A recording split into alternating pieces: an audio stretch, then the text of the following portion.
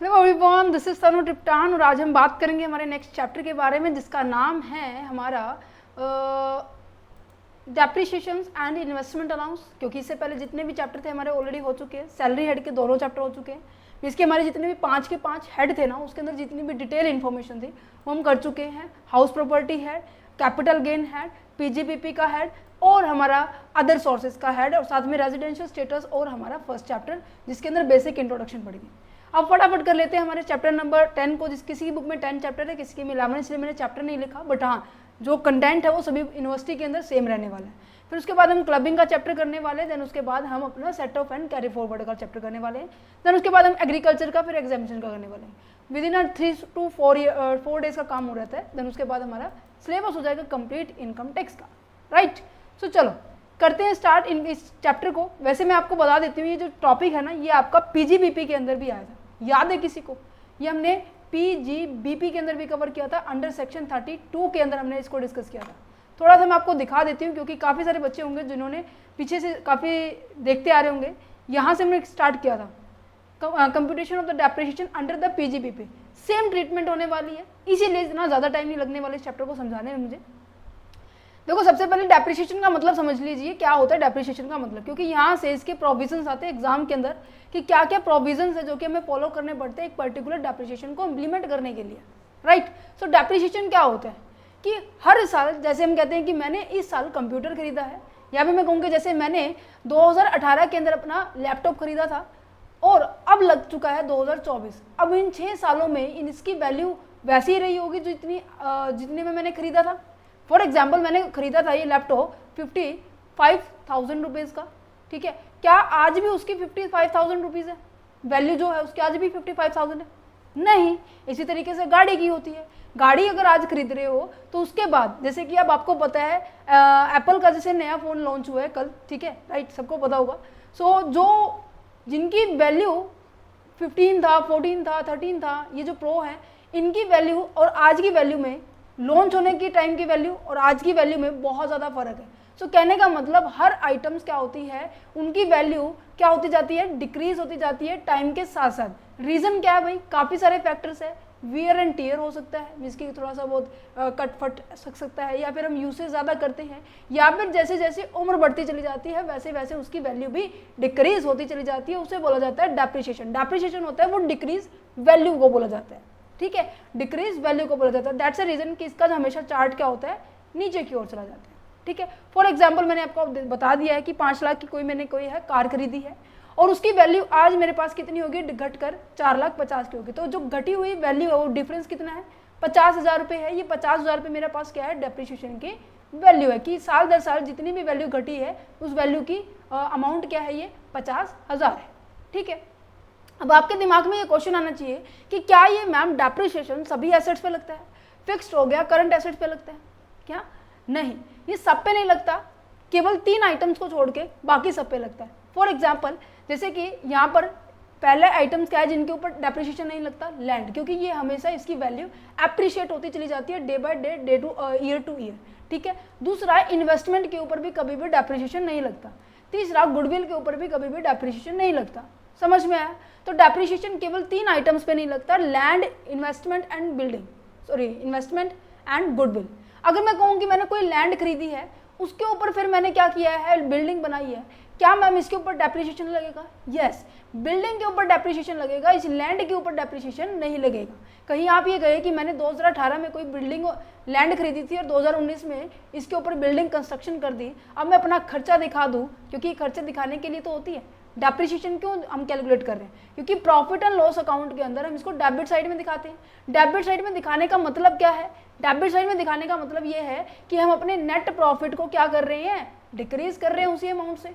Right, समझ पा रहे हैं? डेप्रिसिएशन, डेबिट में हमेशा क्या दिखाते हैं, सारे के सारे खर्चे दिखाते हैं, और क्रेडिट साइड में क्या दिखाते हैं, सारे के सारे इनकम दिखाते हैं, है ना। और जितने जितने ज़्यादा से ज़्यादा खर्चे होंगे उतना ज़्यादा क्या होगा, हमारा प्रॉफिट डिक्रीज होता चला जाएगा। इसीलिए बोला जाता है कि डेप्रिसिएशन कैलकुलेट करना बहुत ज़्यादा जरूरी है in concept of the income tax, क्योंकि इनकम टैक्स में हम क्या कैलकुलेट करते हैं, हम अपनी इनकम को कैलकुलेट करते हैं, हम अपने प्रॉफिट को कैलकुलेट करते हैं, हम अपने गेन्स को कैलकुलेट करते हैं, क्योंकि इन सब के ऊपर हम क्या कैलकुलेट करते हैं, उसके बाद हम अपनी टैक्स लायबिलिटी को देखते हैं कि हमारा टैक्स बनता कितना। अगर जितने ज़्यादा ये कम होंगे उतनी ज़्यादा हमारी टैक्स की लायबिलिटी भी कम होगी, जितने ज़्यादा ये क्या होंगे, ज़्यादा होंगे, इनकम हमारी ज़्यादा होगी, प्रॉफिट हमारा ज़्यादा होगा, उतना हमारा टैक्स भी क्या होगा, ज़्यादा होगा।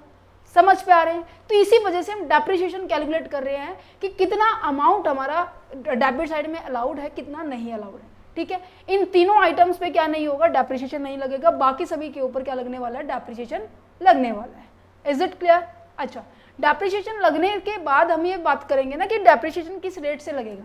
आपको पता है डेप्रिसिएशन वैसे कैलकुलेट करने के 5 तरीके हैं, 5 पार्ट्स है, 5 टाइप्स है, बट मेनली आपके सिलेबस के अंदर ये 2 पार्ट्स ही डिस्कस किए गए। This is the straight line method and this is the WDV method. Straight line method का मतलब क्या होता है, बोला गया देखो स्ट्रेट लाइन मीन्स कि बिल्कुल स्ट्रेट, हर साल क्या है, बिल्कुल सेम रहती है। रिटर्न डाउन का मतलब क्या है, इस साल ऐसे है, इस साल ऐसे, इस साल ऐसे, फिर ऐसे।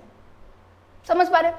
यहाँ पर क्या बोला गया है कि हर साल आपके ऊपर सेम वैल्यू क्या होने वाली है, आपकी अमाउंट से वैल्यू से डिक्रीज होने वाली है।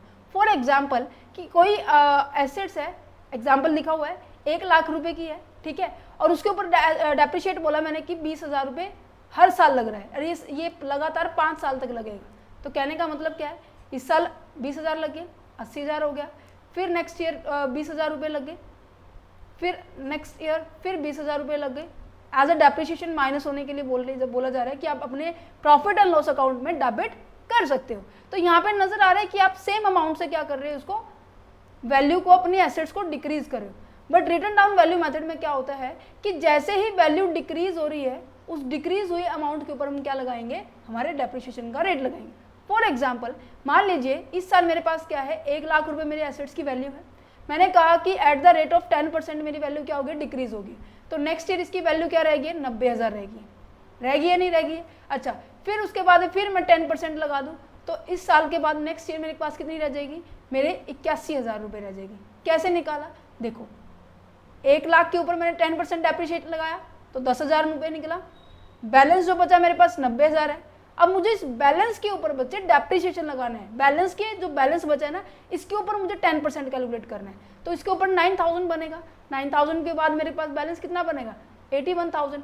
अब फिर नेक्स्ट ईयर इस बैलेंस के ऊपर डेप्रिशिएशन लगेगा, बैलेंस क्या है आपका 8,100। तो यहाँ से माइनस करने के बाद मेरे पास कितना बचेगा, 9, 2 and 7, 72,900। तो यहाँ पर फिर इसके ऊपर मीन्स कि यहाँ पर WD में क्या होता है, बैलेंस के ऊपर डेप्रिशिएशन रेट लग के अप्लाई किया जाता है, बट SLM के अंदर रेट के ऊपर कोई बैलेंस के ऊपर नहीं किया जाता, सेम पूरे साल 1 साल सेम रहता है। ठीक है, इसीलिए WDV की क्या होती है, परसेंटेज होती है, SLM की कभी भी परसेंटेज नहीं होती। इसको निकालेंगे कैसे, इसको हम निकालते हैं टोटल कॉस्ट ऑफ एसेट्स की जितनी भी कॉस्ट है उसको, और ये देखेंगे कि आपकी जो पर्टिकुलर एसेट्स है वो कितने साल चलने वाली है।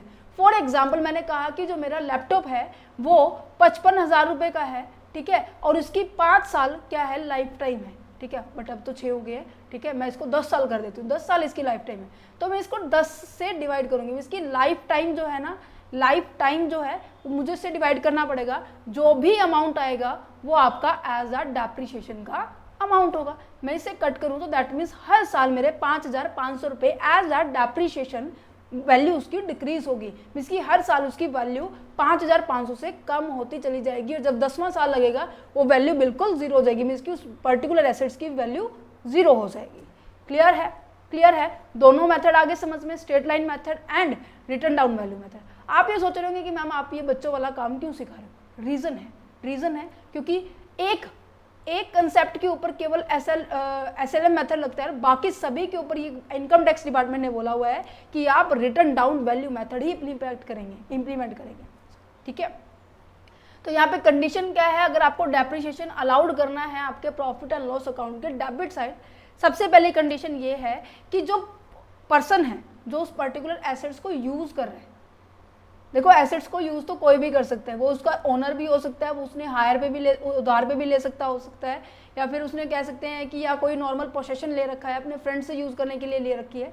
तो यहाँ पर एसेट्स को यूज करने का मतलब वो नहीं है, बट एसेट्स को ऊपर डेप्रिसिएशन अलाउड किसको होगा वो यहाँ पर देखी जा रही है। अलाउड उसी को होगा जिसके पास इसकी क्या होने वाली है, ऑनरशिप होने वाली है। ऑनरशिप चाहे आपकी फुल्ली हो चाहे आपकी पार्शियली हो। फुल्ली का मतलब कि क्या है, 100% आप उसके ओनर रहने वाले हो, और पार्शियल का मतलब क्या है, 50-50 है, फिर 1% है, 3% है, कैसे भी है, पर मीन्स की होना चाहिए, उसके अंदर ऑनरशिप होनी चाहिए। ठीक है। दूसरा, वो एसेट जो भी है ना, मैंने कहा कि जो मैंने लैपटॉप मैंने खरीदा है ना, वो मैंने मेरे बिजनेस के लिए यूज किया होना चाहिए। मीन्स कि मुझे, मैं अब देखो एजुकेशन प्रोवाइड कर रहा हूँ, ये मेरा बिजनेस है, राइट, मेरा प्रोफेशन है। ठीक है, ये मेरे प्रोफेशन में आता है, और मैं इस प्रोफेशन के अंदर इस पर्टिकुलर लैपटॉप को यूज कर रही हूँ, तो उसी का ही अमाउंट क्या होने वाला है, आपको डिडक्टेबल होने वाला है, आप प्रॉफिट एंड लॉस अकाउंट में शो कर सकते हो। अगर मैंने कहा कि मेरे पर्सनल यूज के लिए है, तो उसकी अमाउंट कभी भी डेप्रिशिएट नहीं होती। कभी आपने सुना है कि पर्सनल हम घर पे फ्रिज लेके आए, टीवी लेके आए, रेफ्रिजरेटर लेके आए, वॉशिंग मशीन लेके आए, तो उनको आपने डेप्रिशिएट किया है, वो खर्चा आपने कभी प्रॉफिट एंड लॉस अकाउंट बनाया घर के खर्चों के लिए? नहीं बनाया होगा।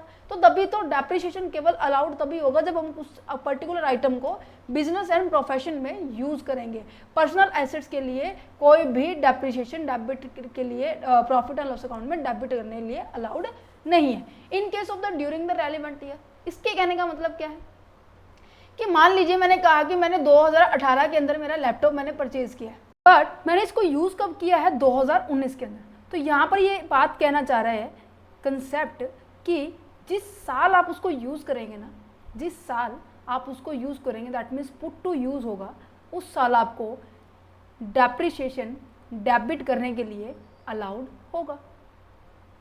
कहने का मतलब ये जरूरी नहीं है कि आपने परचेज कर लिया, कोई भी आइटम है, कोई भी आइटम आपने परचेज कर ली बट उसको यूज नहीं किया, डेप्रिशिएशन तो उस टाइम नहीं मिलेगा।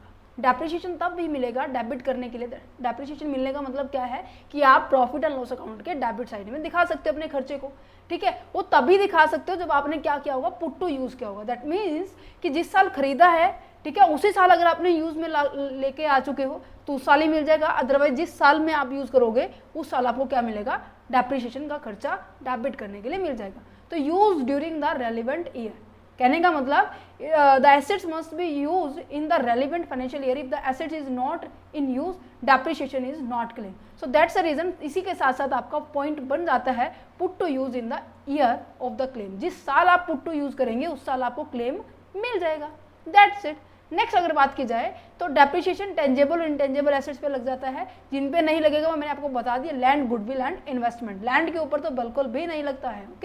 ओके, डेप्रिशिएशन लगेगा ब्लॉक ऑफ एसेट्स के अंदर। ब्लॉक ऑफ एसेट्स का मतलब क्या है?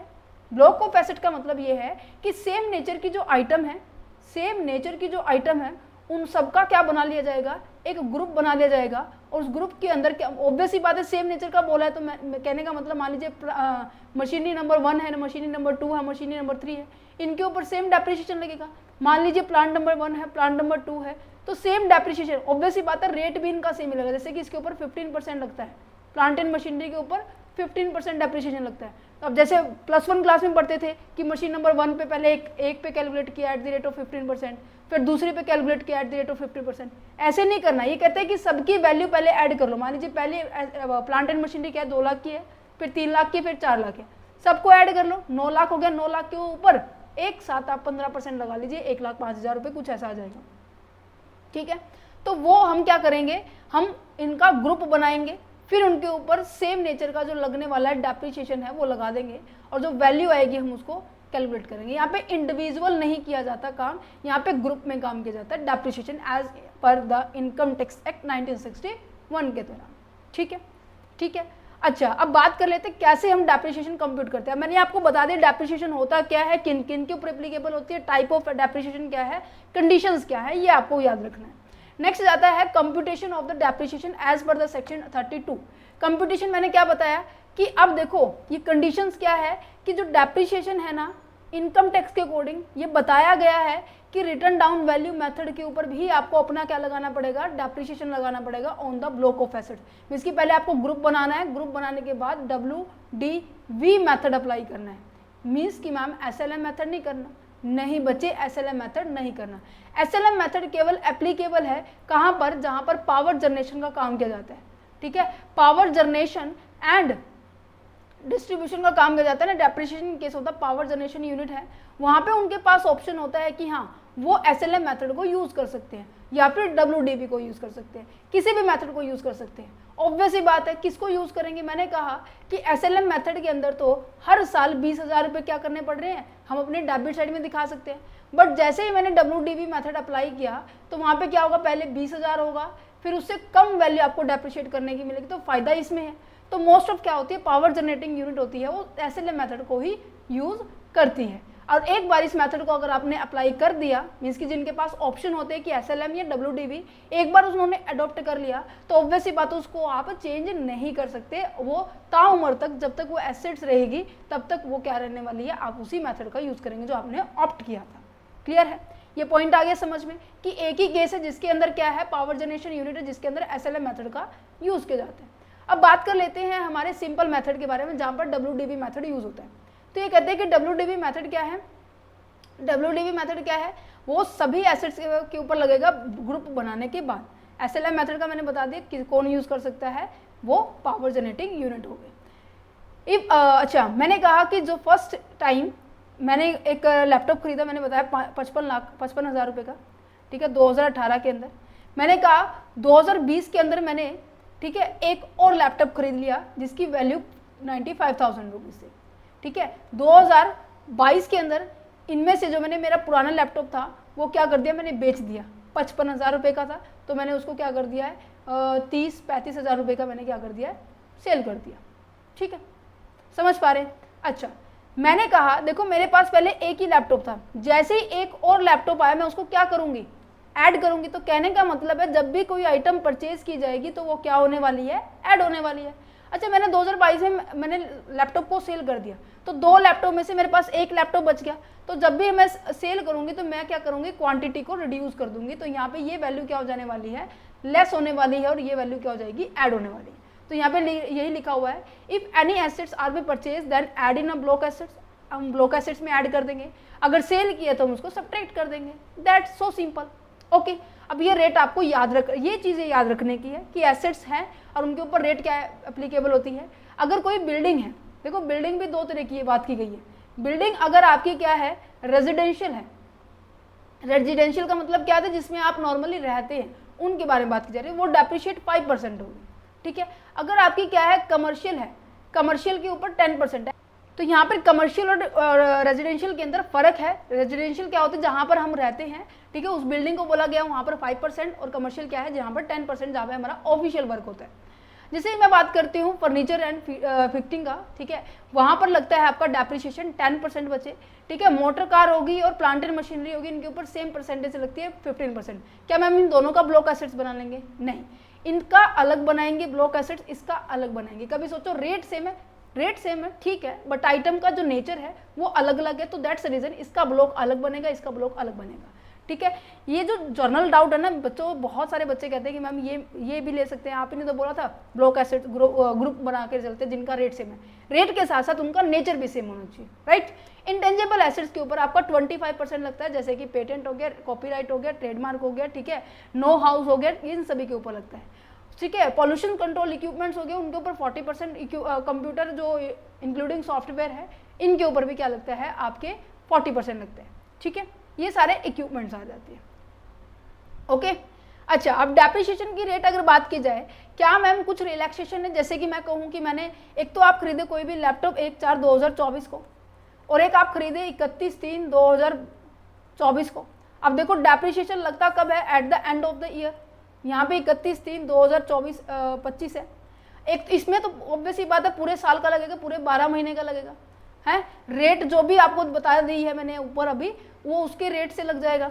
ठीक है, अगर मैं कहूँगी कोई पर्सन है जिसने 31/3/2024 को खरीदा है, तो ऑब्वियस ही बात इसने कम महीने यूज़ किया है, इसने 12 महीने यूज़ किया, तो इसने कितने महीने यूज़ किया, 3 मंथ्स ही किए हैं, है ना। तो क्या 3 मंथ्स के भी ऊपर पूरा का पूरा 15% लगेगा? तो फ़र्क क्या रहा भाई, इसने भी 12 महीने यूज़ किया तो भी इसको 15% का डेप्रिसिएशन अलाउड हो रहा है, इसने 3 महीने यूज़ किया तो इसको भी डेप्रिसिएशन 15% अलाउड हो रहा है।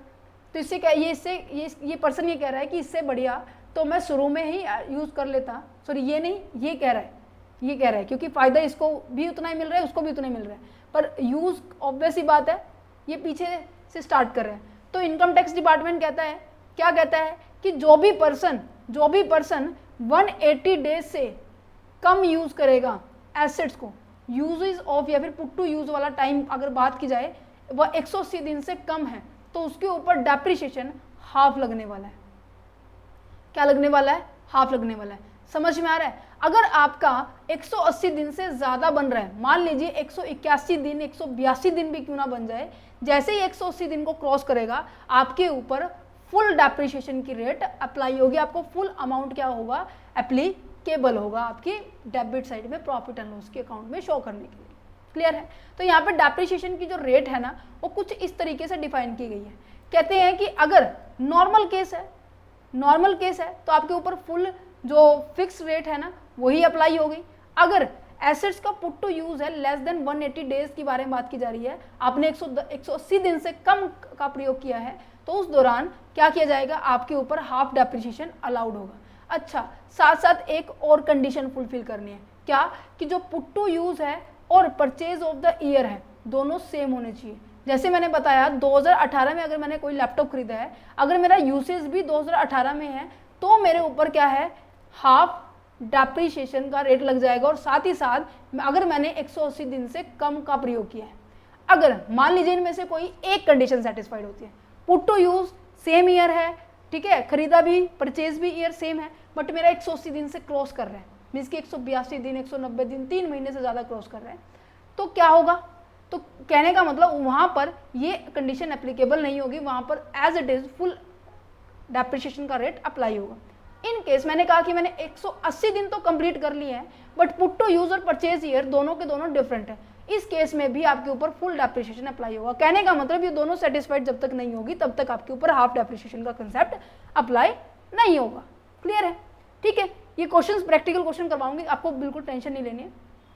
ये आपको मैंने समझा दिया 182 डेज का concept, this is a clear. And the profit, ये प्रॉफिट का लॉस अभी मैं अभी बताऊंगा, 2 मिनट को।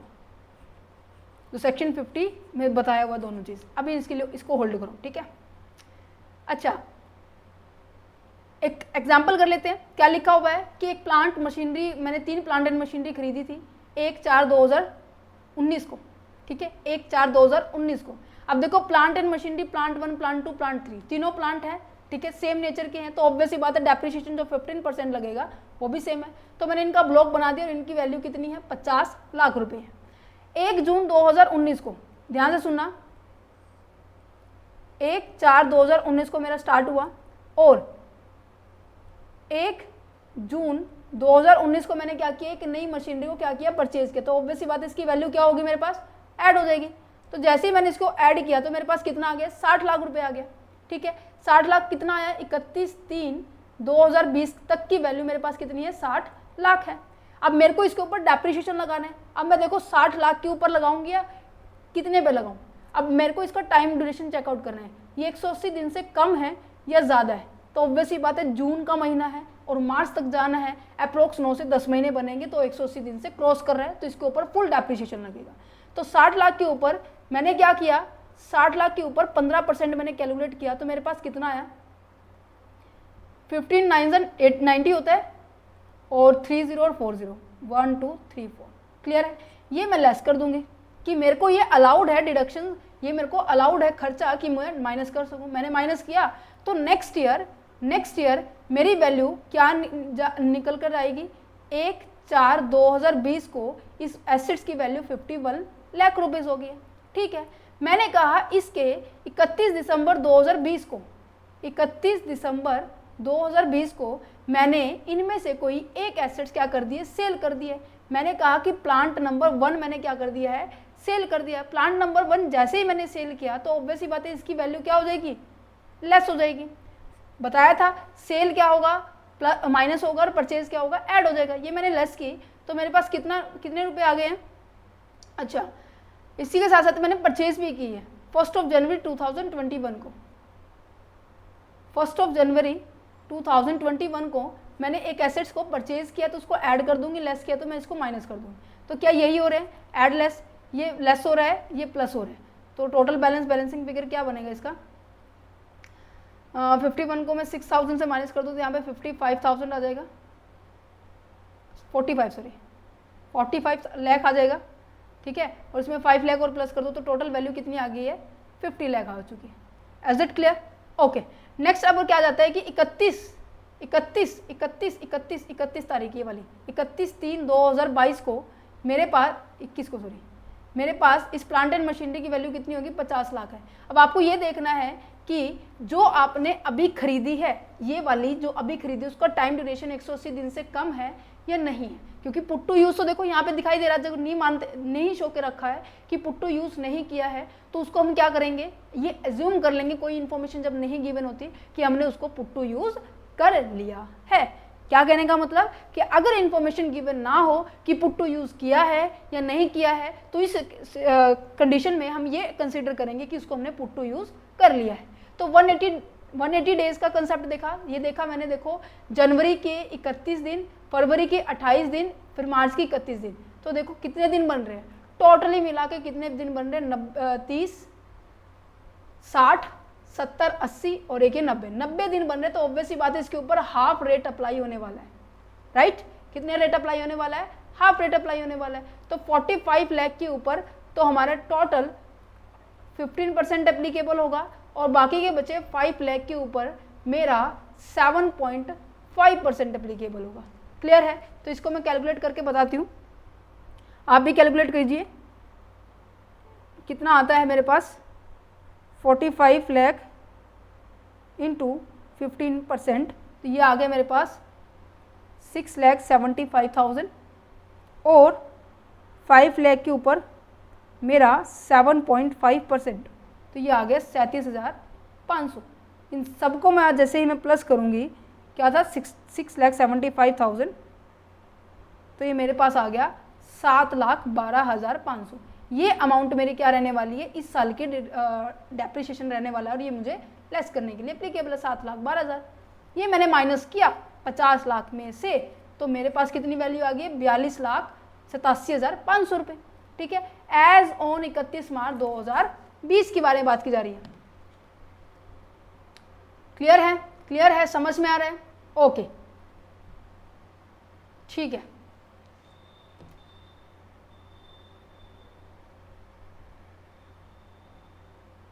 यहाँ पर 1 अप्रैल 2021 आएगा बच्चे, by the default, this is the by mistake, मेरे को लग रहा है प्रिंटिंग में मिस्टेक चलती है, कोई बात नहीं। अब यहाँ पर देखो 1 अप्रैल 2021 को इस प्लांट एंड मशीनरी की वैल्यू कितनी है, 42,87,500। मैंने इस साल भी क्या किया है, इस साल एक नई एसेट्स को मैंने परचेज कर लिया, प्लांट नंबर 6 को मैंने परचेज कर लिया। अभी तक मैंने 5 प्लांट खरीद लिए, और उसमें से एक प्लांट को मैंने बेच दिया, प्लांट नंबर 1 को। तो यहाँ पर प्लांट नंबर 6 मैंने और खरीद लिया, और साथ में लिखा हुआ है कब खरीदा है, 1 मार्च 2022 को खरीदा है, मीन्स कि इसी साल खरीदा था, इस फाइनेंशियल ईयर में खरीदा है, उसी साल क्या किया है, not put to use in the same year, means कि मैंने इस साल जो खरीदा है ना प्लांट, जो कि 8 लाख रुपए का है, वो मैंने इसी साल यूज नहीं किया। तो ऑब्वियस है इस साल अगर यूज नहीं किया तो इसके ऊपर डेप्रिसिएशन भी अलाउड नहीं होगा, इस साल कैलकुलेट भी नहीं करेंगे, तो केवल इसी के ऊपर ही हम क्या करेंगे, अपना डेप्रिसिएशन कैलकुलेट करेंगे। तो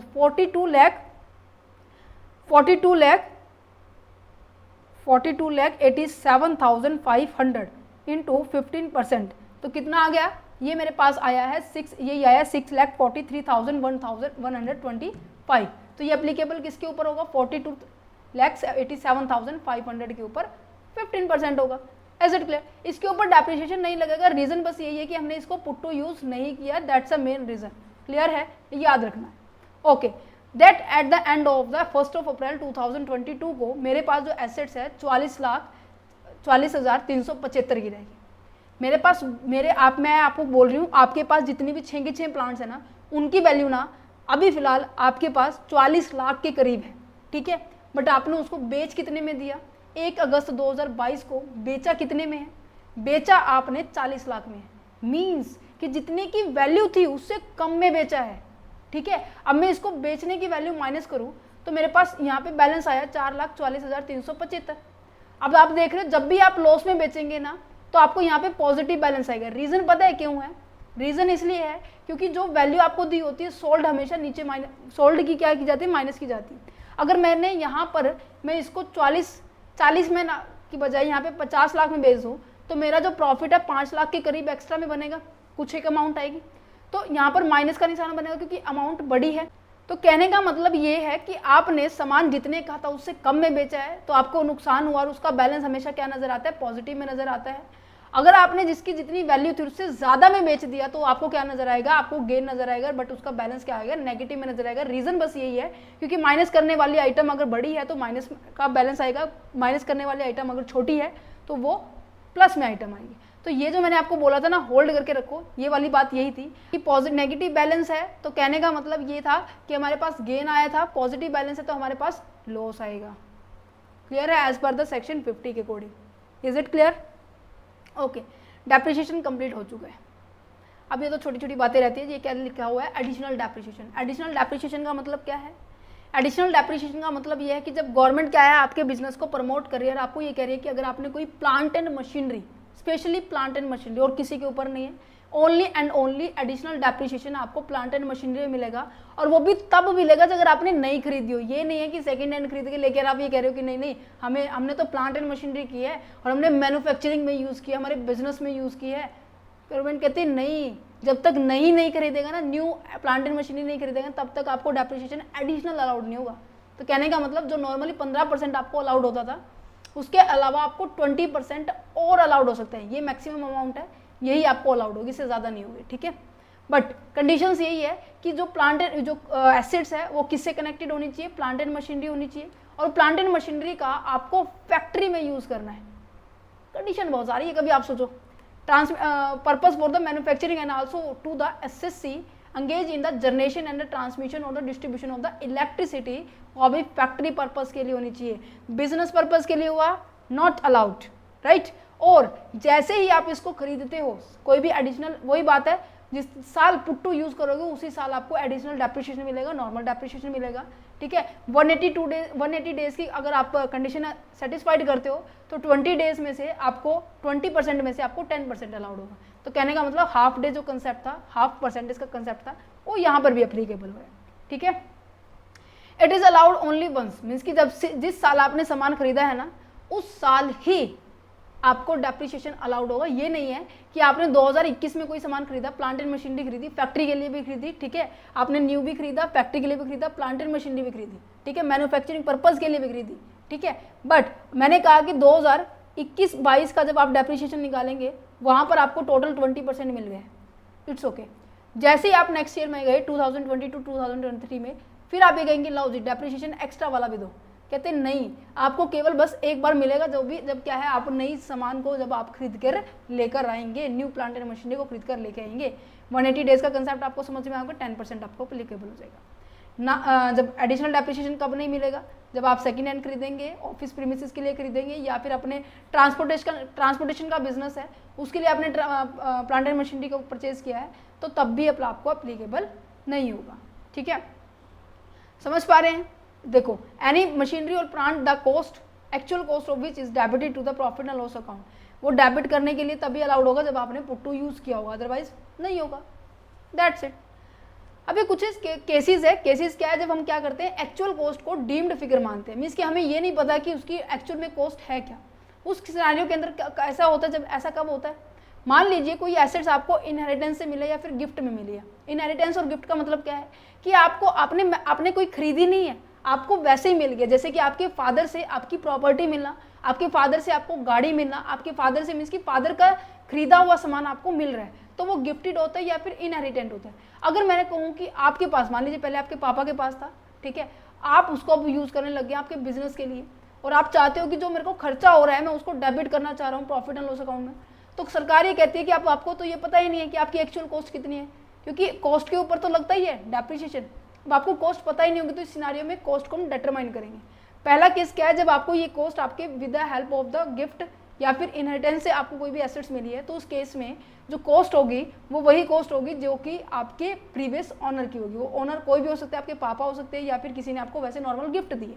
तो प्रीवियस ऑनर की कॉस्ट मीन्स की जितने में उसने खरीदा था, प्रीवियस ऑनर ने खरीदा था, वो वैल्यू आपकी क्या हो जाएगी, एक्चुअल में कॉस्ट हो जाएगी। मान लीजिए फॉर एग्जाम्पल फादर ने कोई मशीनरी खरीदी थी 1 लाख रुपए, अब वो वही मशीनरी अब बेटा उसको यूज़ कर रहा है, वो दिखाना चाह रहा है कि हाँ मैं उसको बिजनेस में यूज़ कर रहा हूँ, तो उस केस में डेप्रिसिएशन आपका 1 लाख के ऊपर लगेगा, ठीक है, जो प्रीवियस ओनर की जो कॉस्ट थी वही आपकी कॉस्ट मानी जाएगी। अच्छा, इन केस आपने कोई भी ओल्ड प्लांट को खरीद रहा है, ओल्ड मशीनरी इनको खरीदा है, तब कैसे डेप्रिसिएशन लगेगा? तो यहाँ पर ये देखा जाएगा कि आपने परचेज कब की है। अगर आपने परचेज 1/4/2001 से पहले की है, ठीक है, जिसकी इससे पहले की है, तो आपको याद होगा FMV का कंसेप्ट लगता था, फेयर मार्केट वैल्यू को देखते थे। अगर आपने 1/4 के बाद किया तो जितने में आपने खरीदी है उतने के ऊपर आपको डेप्रिसिएशन मिल जाएगा, दैट्स इट। अगर री एक्विजिशन ऑफ द एसेट्स के बारे में बात की जा रही है, री एक्विजिशन का मतलब क्या है कि मान लो कि आप मिस्टर एक्स हैं, ठीक है, आपने अपने कोई भी मान लीजिए फर्नीचर है, वो आपने मिस्टर वाई को भी सेल कर दिया है, ठीक है। अब क्या हुआ, कुछ टाइम के बाद आपको उस फर्नीचर की दोबारा से रिक्वायरमेंट हुई, तो आपने उससे दोबारा से फिर खरीद लिया। तो री एक्विजिशन का मतलब क्या है कि आपने सामान पहले बेच दिया, फिर उसको वापस खरीद रहे हो। तो इस सिनारियो के अंदर हम कैसे मानेंगे? कहने का मतलब, मान लीजिए आपके पास कोई एक 80,000 रुपये की कोई एसेट थी फॉर एग्जाम्पल, और उसके ऊपर क्या लगता था, आपका 6,000 रुपये के साथ डेप्रिसिएशन लगा था उस साल, आपने बेच दिया, ठीक है। और दोबारा से जब खरीद रहे हो उसकी वैल्यू क्या है, उसने क्या किया, आपको 90,000 में दिया। तो इनमें से कौन सी वैल्यू को हम मानेंगे? यहाँ पे विच एवर इज लेस जो भी होगी हमारी क्या होने वाली है, आपकी एसेट्स की वैल्यू होने वाली है। कहने का मतलब 80,000 में से आपको सबसे पहले डेप्रिसिएशन माइनस करना है, 74,000 बन गया। दूसरा आपके पास 90,000 की बनी, तो आपके पास क्या होगी, ये वैल्यू आपकी क्या होगी, आपकी एक्चुअल कॉस्ट कंसीडर की जाएगी, ठीक है। अच्छा, इन केस मैंने 90,000, उसने 90,000 में ना सेल करके मिस्टर वाई ने आपको मान लीजिए 60,000 में वो एसेट्स दिए, तो 60,000 में एसेट्स दिए, तो ऑब्वियसली बात है which ever is less this is the original cost of the value. री एक्विजिशन का कंसेप्ट ये होता है। एसेट सोल्ड एंड द री एक्वायर्ड ऑन द लीज। कहने का मतलब यहाँ पे तो आप क्या कर रहे थे, उस एसेट्स को खुद परचेज कर रहे थे, बट यहाँ पर आप उस एसेट्स को खुद परचेज नहीं कर रहे, आपने क्या किया, इस एसेट्स को सेल कर दिया मिस्टर वाई को, ठीक है, मिस्टर वाई को सेल कर दिया, और कुछ टाइम के बाद उस एसेट्स को क्या कर रहे हो, आप लीज पे ले रहे हो। लीज का मतलब क्या है, पट्टे पे लेना, रेंटेड पे लेना। तो इस सिनारियो के अंदर आपकी एसेट्स की वैल्यू क्या, डेप्रिसिएशन किसके ऊपर कैलकुलेट किया जाएगा, डेप्रिसिएशन कैलकुलेट किया जाएगा आपके बच्चे जिस वैल्यू पे आपने उसको लीज पे लिया। तो मिस्टर एक्स ने तो क्या किया, मिस्टर वाई को सेल कर दिया। अब मिस्टर वाई क्या कर रहा है, इस एसेट्स का पर्टिकुलर ओनर है। देन उसके बाद मिस्टर वाई एक्स को क्या हुआ, इस प्लांट एंड मशीनरी की रिक्वायरमेंट हुई, तो उसने कहा खरीदने की बजाय मैं करता हूँ लीज पे ले लूँ। तो जिस टाइम उस लीज पे लिया है और उस टाइम जिस प्लांट की मशीनरी की वैल्यू जो थी, मान लीजिए इसकी वैल्यू, मान लीजिए इसने बेचा था 7 लाख रुपए में और उस टाइम वैल्यू थी 4 लाख है, तो यहाँ पर मिस्टर एक्स को डेप्रिसिएशन किस वैल्यू के ऊपर अलाउड होगा, वो 4 लाख के ऊपर होगा, ठीक है। कहने का मतलब जिस दिन उसने लीज पे ली है उस दिन जो भी वैल्यू होगी वही उसी वैल्यू के ऊपर क्या करने वाले हैं, आप डेप्रिसिएशन लगाने वाले। अदरवाइज यहाँ पे आप डेप्रिसिएशन ज़्यादा अलाउ करोगे, यहाँ पे कम होगा। तो गवर्नमेंट ने कहा कि जिस दिन जो भी वैल्यू है, इससे ज़्यादा भी हो सकती है, कम भी हो सकती है, डजेंट मैटर, बट जिस दिन लीज वाले दिन जो भी वैल्यू होगी वही हम क्या लेंगे, हमारे डेप्रिसिएशन कैलकुलेट करने के रेट उसी के ऊपर लगा देंगे। अगर इन केस में कहूँ कि अगर कोई भी ओल्ड बिल्डिंग थी जो कि आप पहले पर्सनल यूज़ के लिए करते थे, पर्सनल इसका यूज़ करते थे, अब क्या करने लगे, उसका प्रोफेशनली या फिर बिजनेस में यूज़ करने लगे, तो इस सिनारियो के अंदर क्या होगा, तो यहाँ पर डेप्रिसिएशन किस वैल्यू के ऊपर लगेगा। तो कहते हैं कि if you are on old building that are previously use for the personal use and now the use is the business के लिए यूज़ करें, the actual cost of the SSC shall be the actual cost of the building to the SSC as the reduced by the depreciation calculated at the rate of the force on the that day that would have been allowable had the building been used for the enforce the purpose since the date of the acquisition by the SSC। That means जिस साल उसने मान लीजिए यहाँ पर 1/4/2022 को कोई सामान खरीदा था और उसने 2 साल तक लगातार अपने पर्पज़ के लिए यूज़ किया, फिर 1/4/2024 को उसने सोचा कि ये जो कंप्यूटर है मैं अपने बिजनेस में यूज़ करूँ, तो यहाँ तक का जो डेप्रिसिएशन है वो पहले माइनस करना पड़ेगा। देन उसके बाद जो भी वैल्यू होगी उस दिन से वो अपने बिजनेस में अब उस वैल्यू के साथ साथ हम डेप्रिशिएट करेंगे। फॉर एग्जांपल मान लीजिए मैंने कोई बिल्डिंग खरीदी, प्लांट कंप्यूटर का ही एग्जांपल ले लेते हैं, मैंने 3 लाख रुपए का खरीदा था, ठीक है। 2 साल के बाद, 1 साल के बाद कर लेते हैं, 1 साल के बाद मैंने उसको क्या कर लिया, बिजनेस के अंदर यूज़ कर लिया, तो पहले 1 साल का डेप्रिशिएशन मुझे लेस करना पड़ेगा। फॉर एग्जाम्पल लैपटॉप के ऊपर क्या लगता है, 40% लगता है, तो पहले मैं इसका 40% निकालूँ तो कितना हो गया, 0 से 0 कट, 0 से 0 कट, तो 12, तो यहाँ पे 1 2 3 4 एंड 1,20,000, तो ये आ जाएगा 2,80,000 इसकी वैल्यू होगी। तो अब जब बिजनेस में आप लेके आ रहे हो ना अपनी एसेट्स को, तो वहाँ पर ये शो करोगे कि एसेट्स की वैल्यू इतनी है और इसी के ऊपर मैं क्या करने वाला हूँ, डेप्रिसिएशन कैलकुलेट करने वाला हूँ। क्लियर है? तो यहाँ पे ये बात की गई है। चलो इस क्वेश्चन का आंसर मैंने आपको नीचे दे रखा है, आप इसको सोल्व कर सकते हैं अपने बेस पे, देन उसके बाद आप आंसर देखेंगे। ठीक है, तो इन्हें बोला गया है deemed to be cost of assets, cost of actual assets. ठीक है, अच्छा अब बात कर लेते हैं एमोटाइजेशन। सॉरी अनअब्जॉर्ब डेप्रिसिएशन क्या होता है? अनअब्जॉर्ब डेप्रिसिएशन वो डेप्रिसिएशन होता है जब आपके पास प्रॉफिट कम पड़ जाता है, ठीक है, और डेप्रिसिएशन ज़्यादा होता है। सो बचा हुआ जो डेप्रिसिएशन है ना, वो नेक्स्ट ईयर मीन्स की अनअब्जॉर्ब्ड का मतलब क्या है कि वो अब्जॉर्ब नहीं हो, वो लेस नहीं हुआ, ना ही हमने प्रॉफिट में से लेस किया, खर्चे अभी मेरे रहते हैं राइट ऑफ करने, तो आपको उसको बोला जाता है अनअब्जॉर्ब डेप्रिसिएशन। ठीक है, कि ऐसा डेप्रिसिएशन जो कि can't be deduct from the taxability income in a particular financial year because of the depreciation. क्या होता है हमारा, डेप्रिसिएशन की अमाउंट ज़्यादा होती है आपकी इनकम की में से। मान लीजिए 3 लाख रुपए मेरे पास इनकम है, बट मेरा डेप्रिसिएशन पूरे साल का सभी एसेट्स के ऊपर मिलाकर कितना बना है, 5 लाख रुपए बना है। तो अगर मैं इसको लेस करूं, इनकम तो इतनी है, खर्चे लेस करने के लिए मेरे पास 5 लाख है, तो मेरे पास अभी 2 लाख रुपए ऐसे और खर्चे जो कि माइनस हो सकते हैं, बट मेरे पास पैसे नहीं है। तो मैं क्या करूंगी, इसको नेक्स्ट ईयर में ट्रांसफर कर दूंगी, या फिर मैंने जितने भी अभी तक हमने हेड किए हैं ये सभी हेड में से मेरे को माइनस करने का पूरा मौका है, बट एक्सेप्ट द किसमें से, सैलरी हेड में से। इसकी सैलरी हेड को छोड़ के बाकी सभी हेड में से अनअब्जॉर्ब डेप्रिसिएशन क्या हो सकता है, लेस हो सकता है, और वो भी काफ़ी सारे सालों तक। सेट ऑफ तो क्या हो सकता है, सैलरी हेड को छोड़ के सबसे सेट ऑफ हो सकता है। बाकी मैं इस चैप्टर को आपको set of and carry forward वाले में भी समझा दूंगी, कोई दिक्कत वाली बात नहीं है, बट मैं आपको फिर भी बता देती हूँ, सैलरी से होने वाली इनकम से कभी भी अनअब्जॉर्ब डेप्रिसिएशन लेस नहीं होता है, बाकी सभी की इनकम से हम लेस कर सकते हैं। अगर मैं कहूँ कैरी फॉरवर्ड का मतलब होता है आगे साल में लेके जाना, साल टू साल बदलना। ठीक है, वो कितने साल तक लेके जा सकते हैं, इनफाइनाइट ईयर, जब तक उसकी कॉस्ट है हम कंप्लीटली कवर नहीं कर सकते। ठीक है, ये बात मैंने लिख दी है कि कितने हाउ मनी ईयर तक कर सकते हैं, इनफाइनाइट डेज तक, और कितना कहाँ पे सेटअप कर सकते हैं, सभी में कर सकते हैं, एनी हेड में कर सकते हैं फ्यूचर में, but except the salary head. Clear है? ओके जी, चलो क्वेश्चन हो गया कंप्लीट, चैप्टर हो गया फिनिश। सो आप ये जो क्वेश्चन है आप इसको सॉल्व कर सकते हैं। ठीक है, चलिए तो आज हमारा ये चैप्टर भी हो गया है, depreciation and investment allowance. Interesting topic था, इन डेप्थ में इसलिए मैंने करवाया क्योंकि इसके ऊपर अंडर सेक्शन 32 के ऊपर ऐसे बोला जाता है कि डेप्रिसिएशन कैसे लगता है, प्रोविजंस बताइए। तो वो प्रोविजन में ये जो भी मैंने आपको बताया ये सारी चीज़ें एक्सप्लेन करनी है। कंडीशंस मैंने बता दी है, एडिशनल डेप्रिसिएशन क्या होता है, एक्चुअल कॉस्ट डीम्ड कैसे मानेंगे, और आपका अनअब्जॉर्ब डेप्रिसिएशन क्या होता है, ये भी हमने कंप्लीट कर लिया। ठीक है, अगर आप ये पीडीएफ लेना चाहते हैं तो ₹9 आपको पे करना होगा। टीम के साथ कॉन्टैक्ट कर सकते हैं, WhatsApp number, email ID description में गिवन है। सो टीम के साथ कॉन्टैक्ट कीजिए और आप पता लगा सकते हैं कैसे आप इनको एक्सेस कर सकते हैं, वो आपको ईजिली आपको बता देंगे। राइट, चलो मिलते हैं नेक्स्ट चैप्टर के अंदर, जिसके अंदर हम बात करेंगे clubbing of the income. Right.